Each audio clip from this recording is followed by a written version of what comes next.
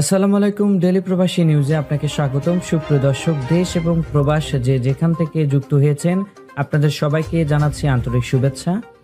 সুপ্রিয় দর্শক, আজকের খবরে আলোচনা থাকছে মরুর বুকে সাদা চাদর, সৌদির তাবুক হাইলে তুষার, কাতারেও বরফের দেখা। জানিয়ে দেব এই খবরটি সম্পর্কে বিস্তারিত সংবাদ। পুরো ভিডিওটি দেখে বিস্তারিত জেনে নেবার অনুরোধ থাকলো।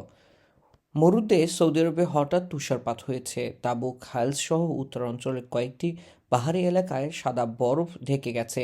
সবচেয়ে বেশি তুষার পড়েছে জর্ডান সীমান্তে জাবাল আল লাউফ এলাকায়।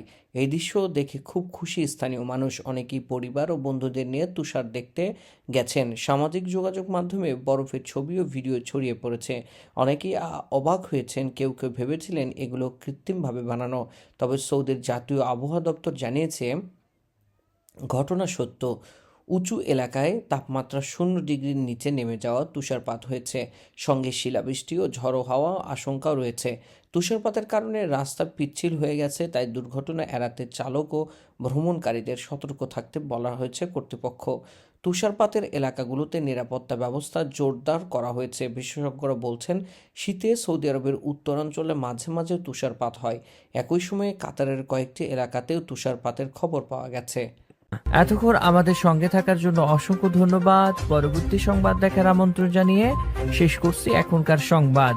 প্রতিদিন সৌদি আরবের গুরুত্বপূর্ণ খবর জানতে ডেলি প্রবাসী নিউজ ইউটিউব চ্যানেলটিকে সাবস্ক্রাইব করে পাশে থাকা বেল বাটনটি প্রেস করে দিন, যাতে করে সৌদির পরবর্তী কোনো খবর মিস না করেন।